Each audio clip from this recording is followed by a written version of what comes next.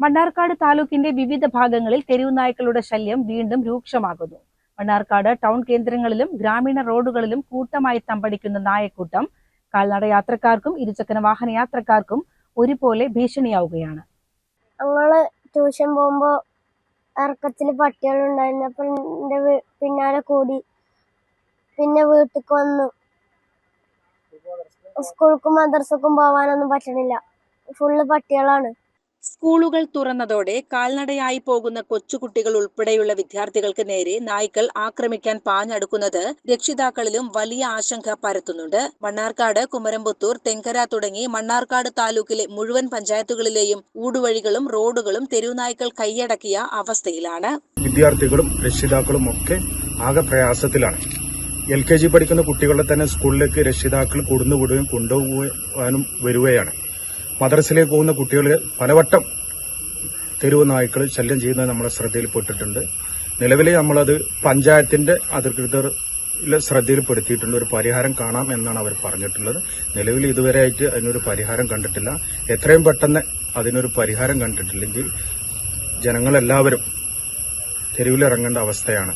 May മാസത്തിൽ മാത്രം 151 പേർക്ക് കടിയേറ്റു. തെരുവുനായ്ക്കളുടെയും വളർത്തുനായ്ക്കളുടെയും കടിയും പോറലുമേറ്റ് ദിനംപ്രതി താലൂക്ക് ആശുപത്രിയിൽ ചികിത്സ തേടുന്നവരുടെ എണ്ണം ക്രമാതീതമായി വർദ്ധിക്കുകയാണ്. ഇക്കഴിഞ്ഞ മെയ് മാസത്തിൽ മാത്രം 151 പേരാണ് താലൂക്ക് ആശുപത്രിയിൽ ചികിത്സ തേടിയത്. ശരാശരി ഓരോ മാസവും 100-ലധികം ആളുകൾ നായയുടെ ആക്രമണത്തിന് ഇരയായി ആശുപത്രിയിൽ എത്തുന്നുണ്ടെന്ന് അധികൃതർ വ്യക്തമാക്കുന്നു. മണ്ണാർക്കാട് മുനിസിപ്പാലിറ്റിയിലെ ഈ തെരുവ് നായ്ക്കളെ അല്ലെങ്കിൽ പട്ടികള് ഇങ്ങനെ പറയുന്ന പച്ചയിൽ പറയുന്നത് എന്താ വിചാരിച്ചതിന്, ഇന്നിപ്പോൾ ഏറ്റവും കൂടുതൽ ശല്യമുള്ള ഒരു മൃഗമാണ് ഇപ്പം ഇത്.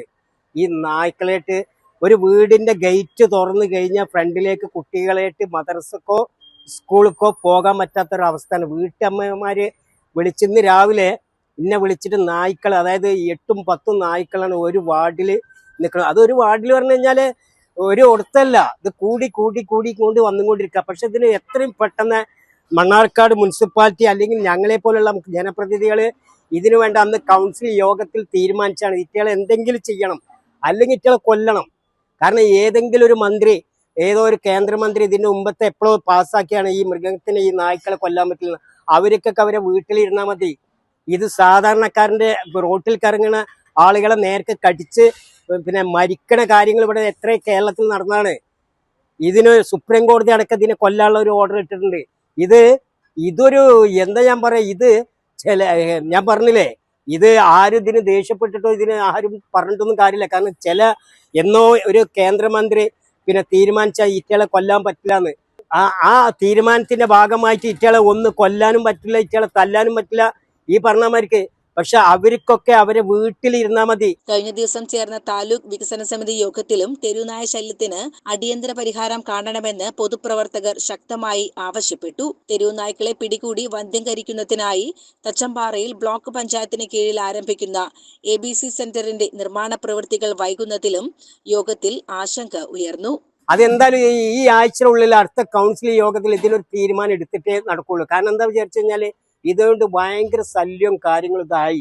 കാരണം ഇപ്പോൾ ഈ സ്റ്റാൻഡിന്റെ ഉള്ളിൽ മാത്രമാണ് കുറച്ച് നായ്ക്കൾ കൂടുതൽ, അല്ലാതെ ഈ മെയിൻ റോട്ടിലും വീടുകളുടെയും ഫ്രണ്ടിലൊക്കെ ഇന്നിപ്പോൾ ഞാൻ ഒരു വീട്ടമ്മയുടെ എന്നെ വിളിച്ചിട്ട് പറഞ്ഞത് ഇങ്ങനെ നായ്ക്കളെ ശല്യമുള്ള ഒരു പോസ്റ്റ് ഉണ്ട്. ആ പോസ്റ്റിൽ ഒരു ട്യൂബ് എന്തെങ്കിലും ഇട്ട് തരാൻ പറഞ്ഞിട്ടുണ്ട്. പക്ഷെ അവിടേക്ക് ലൈൻ ഇല്ലാത്തതുകൊണ്ട് അത് പറ്റാത്തൊരു സാധാ പോസ്റ്റും ഒരു ട്യൂബ് ഇതിടാൻ പറ്റില്ല. അപ്പോൾ അവിടേക്ക് ലൈന് വലിച്ചിട്ട് ഞാൻ അത് ഇട്ട് കൊടുക്കാം. ഇന്ന് ഞാൻ ഇത് കഴിഞ്ഞാൽ നേരെ മണ്ണാർക്കാട് KCB എയിനെ പോയി കണ്ട് സംസാരിച്ചിട്ട് വേണത്.